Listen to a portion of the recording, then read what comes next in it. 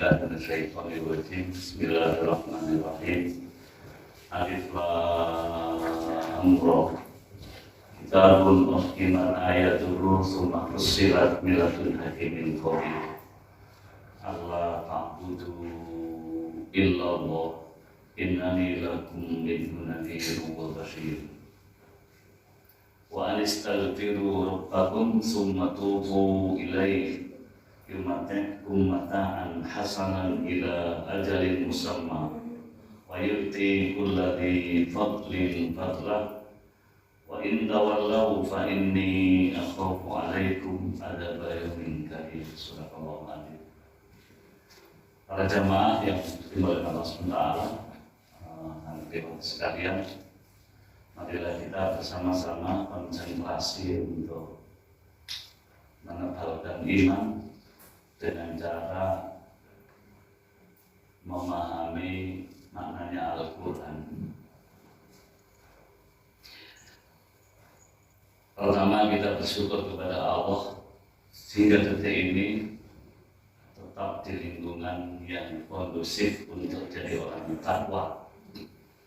Yang kedua, sholawat dan salam senantiasa kita sampaikan Nabi Muhammad SAW yang akan memberi syafaat agung, syafaatul uzma di padang mahsyar. Baik, materi pada pagi ini surat Hud, surat yang ke-11 dan juga juz 11. Dari ayat 1 hingga ayat 3 barangkali nanti kalau nyampe. Bismillahirrahmanirrahim. Alif Lam Ra. Makna yang paling sahih hanya Allah lah yang tahu maknanya. Kitabun uhkimat ayatuhu. Inilah Al-Quran, kitab yang uhkimat, disusun rapi, ayatuhu, ayat-ayatnya, tsumma fussilat, kemudian dijelaskan secara terperinci, min ladun hakimin khabir. Quran ini turun dari hadapan Allah yang maha bijaksana dan maha mengkabarkan perbuatan manusia besok di padang mahsyar. Awas, ikuti dengan dharma, tidak sama oleh ya. Jadi Quran yang anti segalanya apa, dan alhamdulillah kemarin sore ada yang selesai setoran ya. Bersyukurlah kepada Allah, tetapi masih perlu perangkat-perangkat yang lain untuk hingga Quran ini menjadi isi hati dan aliran darah yang menggerakkan seluruh tubuh kita ini berbuat yang sesuai dengan syariat Allah dan terus tekuni hingga sampai ke tindak mungkin. Semoga bisa mungkin betulan, kemudian imannya bisa dalam dan ilmunya Quran tambah mantap. Ternyata Quran itu kitab yang disusun dengan ayat-ayatnya terapi, ya, rapi sekali, merupakan mukjizat. Jin bisa takut, orang bisa getar, bumi bisa terbelah, gunung bisa terceratut ketika Quran benar-benar dipahami. Dan setiap ayat Al-Quran tersentuh berbentuk sastra. Sama saja, bilatun hakimin khabir nadhirun wa bashir. Ada yaumin kafir. Ke belakang itu iri semuanya. Bagaimana surat Al-Kahfi juga AAA semuanya. Bagaimana surat Al-Ikhlas semuanya. Bagaimana surat Al-Falaq semuanya. Bagaimana surat An-Nas asas semuanya di belakang. Itu yang begitu itu susunan yang indah yang tidak bisa ditandingi oleh sastra buatan siapapun. Kami ulang lagi bahwa syarat mendengarkan tausiah adalah dua, mendengarkan dan berpikir. Ada yang mendengarkan tapi tidak berpikir, ada yang memang tidak mendengarkan. Padahal di dalam Al-Mulku ayat 10 sudah kami ulang-ulang, ya. Kami ulang-ulang. Waqalu law kunna nasma'u aw naqilu ma kunna fi ashabis sa'ir. Orang kafir bilang setelah di neraka jahanam, jika dulu aku ketika di dunia mau menggunakan telinga dan akal, kami pasti tidak terjebak dalam neraka yang sepanas ini. Maka syarat mutlak mendengarkan tausiah adalah dua, mendengarkan dan memikirkan. Kembali kepada materi bahwa Quran begitu menakjubkan, tapi orang yang tidak terjun ke dalamnya juga tidak tahu karena apa. Tulisannya bahasa Arab, semacam cajen gelut dibiri atul saja. Summa fussilat, kemudian dijelaskan secara terperinci, jelas. Tidak ada yang mana lalai batik biladun hakimin khabir, karena datang dari Allah yang maha bijak dan maha mengkabarkan amal kita besok di badan nafsu. Satu contoh dalam surat An-Nur jelas sekali apa hukum orang berzina itu. Fajridu kulla wahidin min umami ada jalta, pukul atau lecok 100 kali setiap pezina laki-laki dan perempuan yang mereka masih lajang. Tetapi orang karena tidak ngaji, perbuatan-perbuatan yang mengiring ke zina itu dilakukan terus, yang pacaran, yang SMS-an, yang tamasah bersama, yang berdua foto di puncak gunung, padahal itu menjurus dosa yang besar. Karena apa?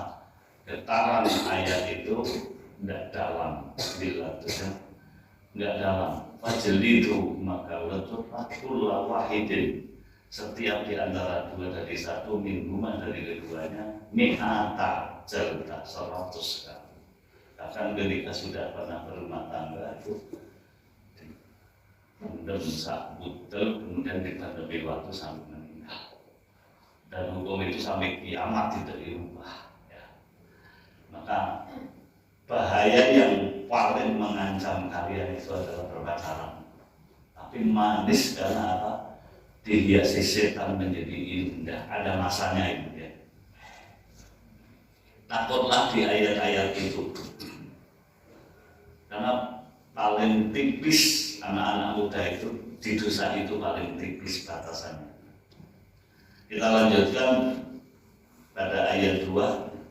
Allah ta'budu illallah. Allah itu maknanya jangan sekali-kali ta'budu, kalian sembah illallah selain Allah. Yang pertama, hidup ini tidak menyembah selain Allah. Kemudian turunan dari bahasa menyembah itu ke bawahnya, menyembah, mentaati, menghormati, takut, pasrah total gitu. Karena kalimat menyembah ini kalimat sudah habis-habisan. Puncak itu menyembah. Ada seorang raja, tapi tidak akan disembah oleh rakyat, tapi hanya Allah lah yang berhak disembah. Bahkan sembah itu juga masuk kata sujud.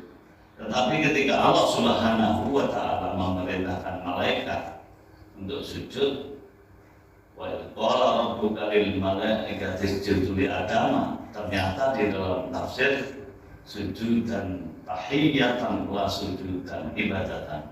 Sujud di situ tafsirnya menghormat, bukan sujud menyembah. Karena menyembah hanya kepada Allah. Dan kita akan lihat bentuk penyembahan ini tidak ada sesempurna bentuk penyembahan kecuali dalam Islam. Karena apa? Kepala kita yang penuh kehormatan disentuh orang kalau tidak tukang cukur marah. itu ketika sholat itu diletakkan di posisi yang paling rendah.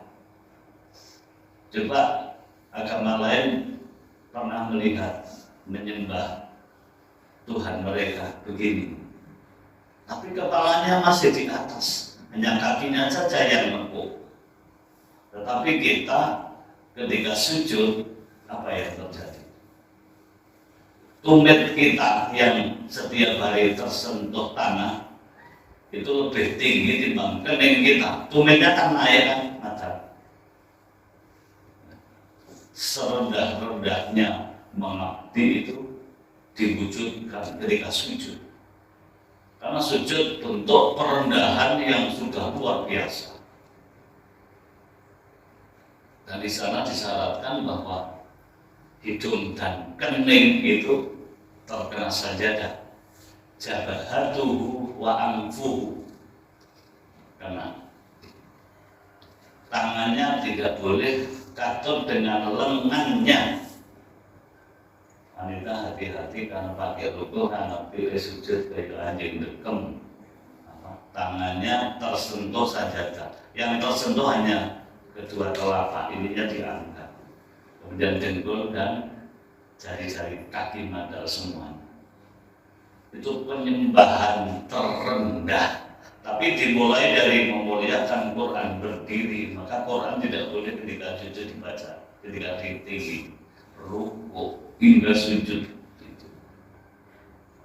Dan di dalamnya di antara dua sujud ada permintaan yang banyak sekali. Rafiqilni warhamni wajiburni warfa'ni warjubni wahdini wa'afini wa'fu'ani. Ada 8. Minta ampun, minta dikasihani, minta duit, minta sehat, minta kekuasaan, luar biasa. Dan seyogianya bahwa doa yang terjepit di antara dua sujud itu mustajabah sekali. Kan Rabbi Firli itu doa di antara dua sujud, sujud dari berdiri dan sujud setelah Rabbi Firli. Hanya getaran saja yang perlu dinaikkan ya.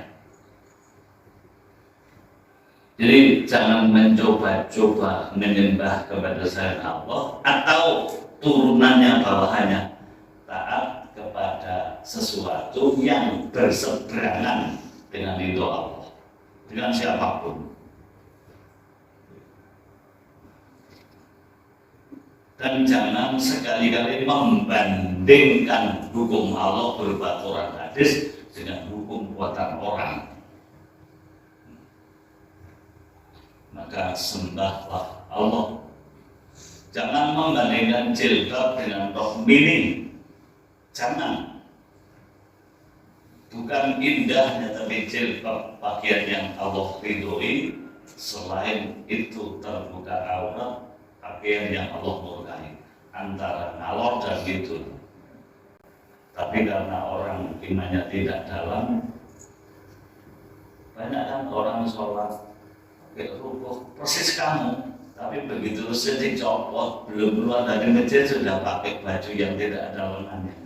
Masyarakat banyak begitu kan. Kalau pas sholat sama dengan kamu, tapi begitu rampung sawan keluar udah pelocot sudah gitu. Karena apa? Pemahaman.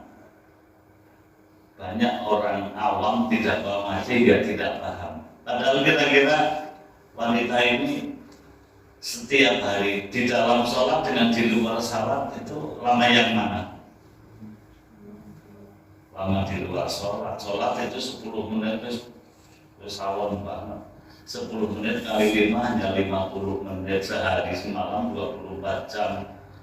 Menutup auratnya hanya 50 menit yang 23 jam pun yang 10 menit auratnya terbuka terus. Na'udzubillah min dzalik. Yang begitu belum dipahami oleh masyarakat.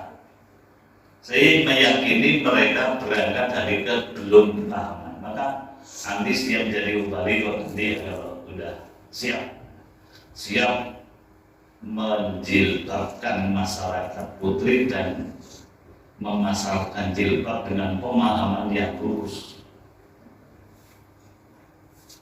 Tapi masalah cadar memang sunnah-sunnah saja. Kenapa anak-anak pondok rumah tidak dicadari? Sebenarnya orang cadaran sunnah, tetapi kalau dari awal mungkin Anda jadi nganten terus ikut suami di satu daerah, sudah cadaran dari awal itu masyarakat tidak kenal antara sunnahnya dan manfaatnya, itu tidak ketemu.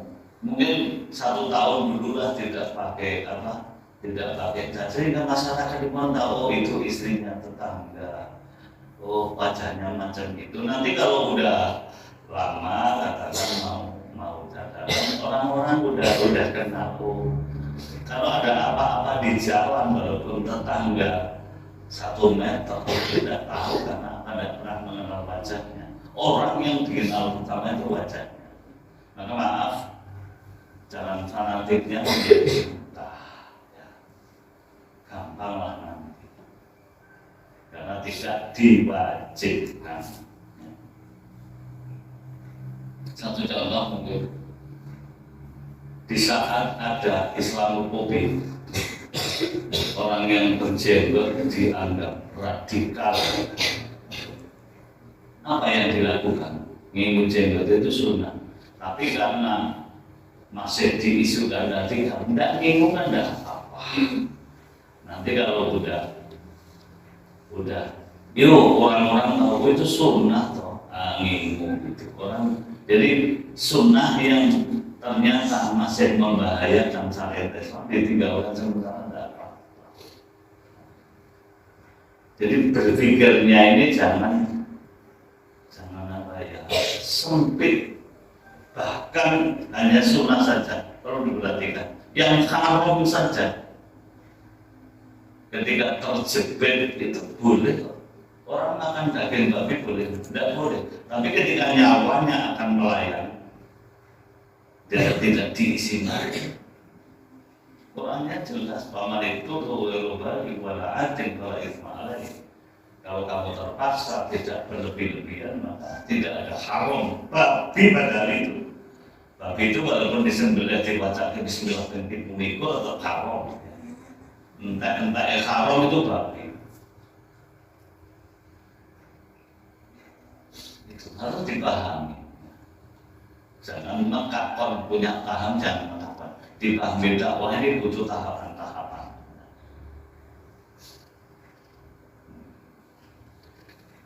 Jamaah, kita lanjutkan kembali kepada ayat bahwa jangan sekali-kali menyembah kepada selain Allah.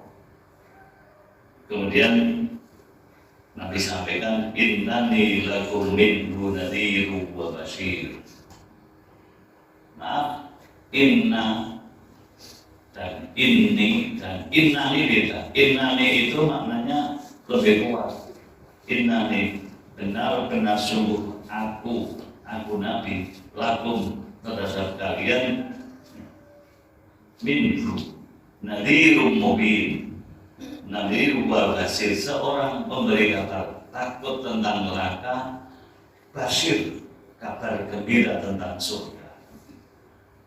Tugas anti itu nanti di lapangan memberitahu pada masyarakat, ini neraka, ini surga, ini perbuatan neraka, ini perbuatan surga, itu disampaikan. Karena sebetulnya manusia ini begini, satu sisi diancam, satu sisi diiming-imingi. Logikanya orang cepat memilih. Wong diancam neraka, diiming-imingi surga, kok milihnya lamban, itu kan maaf, bodoh murokab, double bodohnya. Padahal ancamannya tidak main-main, sama-sama kekal, tidak pernah akan mati. Jadi tugas para nabi apa? Nadhiru wa basyir, pemberi kabar neraka dan kabar surga. Kemudian kepada masuk pada ayat 3, wa anistaghfiru rabbakum tsumma tubu ilaihi. Ternyata orang walaupun sudah baik, sudah takwa banget, tapi oleh Allah disuruh banyak baca istighfar. Wa nistaghfiru, dan hendaklah kamu mohon ampun Rabbakum kepada Tuhanmu, summa tubu ilaihi, kemudian bertobatlah kepadanya. Ayat ini menunjukkan baca istighfar itu yang standar itu astagfirullah wa atubu ilaihi. Dan ada isyarat pada ayat lain, wabil ashari hum yastaghfirun. Baca istighfar terbagus itu menjelang subuh, sebelum masuk subuh sudah dapat 100. Itu mentok-mentoknya begitu. Kecuali juga istighfar setelah sholat 3 kali. Maka isyaratnya orang tidak boleh kalau tidak pas sakit itu bangun udah ada subuh. Maka minimal kalau sekarang nanti bangun itu 3:30 sudah mentok ya. 3:30 itu istighfar. Kalau tahajud itu tidak benar. Walau rekaman dan bacaannya paling kurang kalau ayat-ayat pendek. Nah, istighfarnya itu diletakkan terakhir, tetapi istighfarnya harus selesai sebelum ada azan subuh. Orang menganggap ringan baca istighfar, padahal istighfar ini apa? Ada hadis, barang siapa yang melazimkan, membiasakan istighfar, bahkan senantiasa membaca istighfar, hingga tidak sempat meminta urusan-urusan dunia, karena lisannya cuma satu, astagfirullahaladzim, tidak, ya Allah berilah saya rezeki, ya Allah berilah saya pacar yang tampan, bukan begitu. Sudah Allah cukupi kekarepannya. Kalau siapa rajin baca istighfar akan dicukupi kehendaknya. Tinggal yakin enggak, mantap enggak, yakin banget tidak dengan bacaan itu. Tapi letaknya menjelang subuh. Ini cecean saja ilmu otomatis supaya cepat saja dalam mengamalkannya. Allah berfirman, setelah Anda banyak baca istighfar dan taubat maknanya di samping baca istighfar, kemudian amalan sehari-hari dikontrol mana yang belum sesuai dengan syariat, yang tidak sesuai ditinggal. Tobat itu maknanya kan meninggalkan perbuatan yang dulu Allah tidak ridhoi, entah karena hawa nafsu atau karena belum tahu hukumnya, kemudian tinggalkan. Itu namanya tobat, bukan orang baca istighfar menjelang subuh 100 kali, tapi jam 8 pacaran. Itu tidak tobat namanya. Padahal wastaghfiru wa anistaghfiru lakum summa tubu, kemudian tobat. Ada seorang baca istighfar, siang pulang jamaah subuh beli togel, istighfarnya terus, belinya togel terus. Orang baca istighfar rajin, tapi adu jago rajin.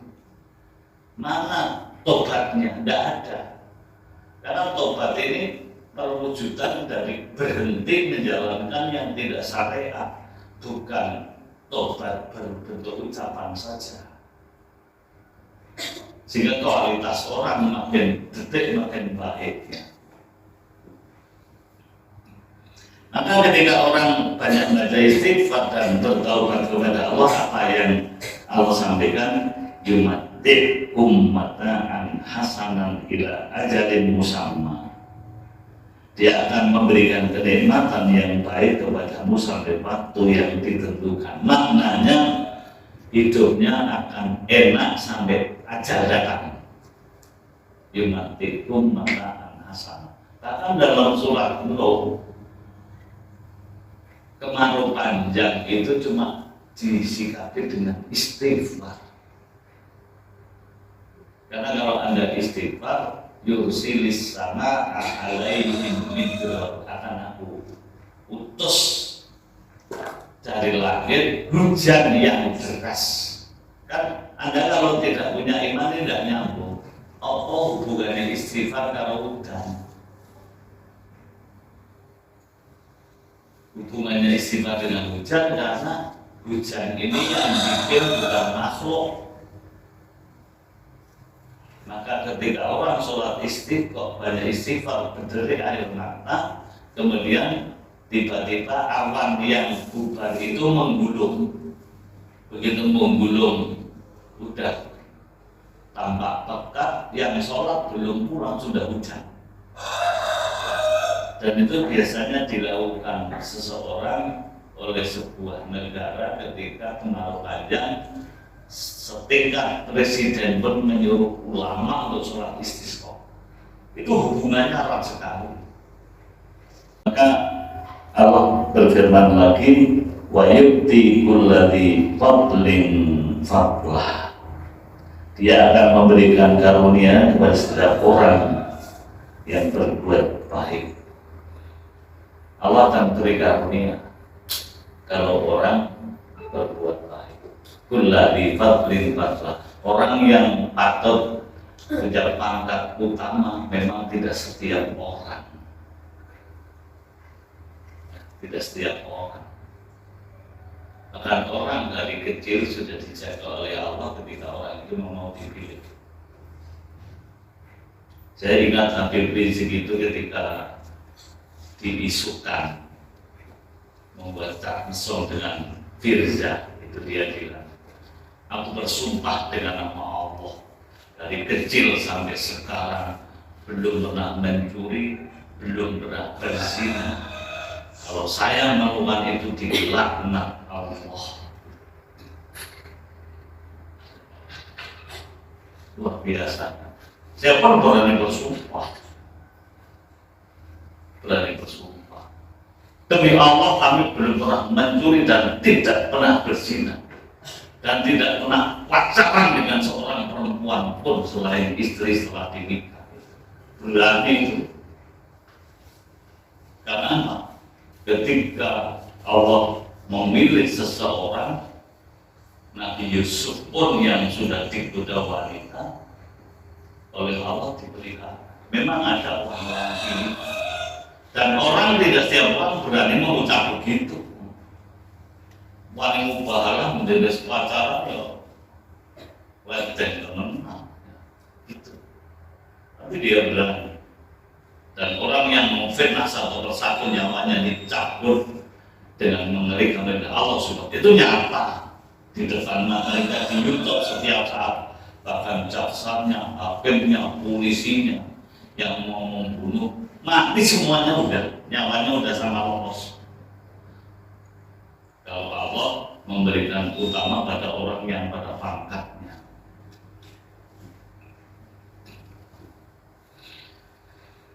Jadi mari kita semoga diberi karunia oleh Allah. Wa yu'ti kulladzi fadlin fadlah. Wa in tawallau fa inni akhafu 'alaikum adzaba yaumin qadim.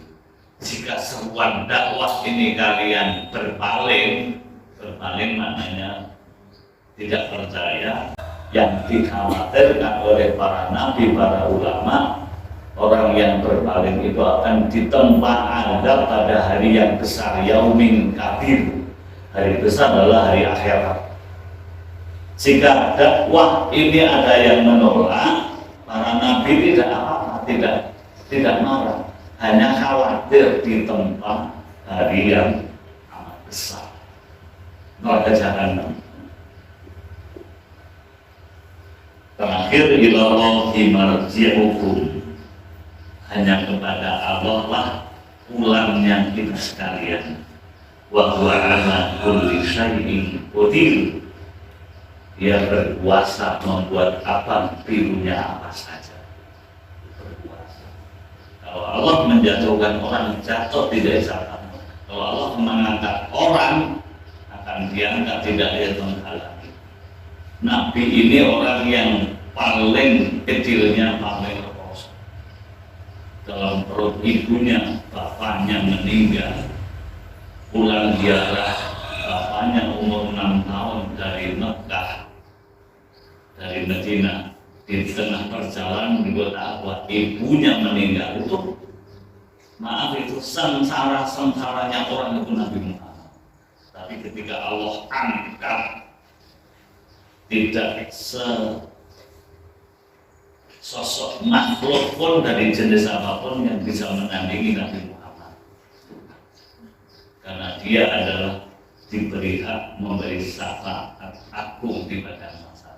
Padahal bapaknya meninggal belum lahir di kandungan ibu, umur 6 tahun ibunya dengan dia habis ziarah 500 km, di tengah perjalanan dapat 250 km ibunya meninggal, ikut mbahnya dalam tempo singkat meninggal, ikut pamannya anak fakir masih kecil dulu anak berdus.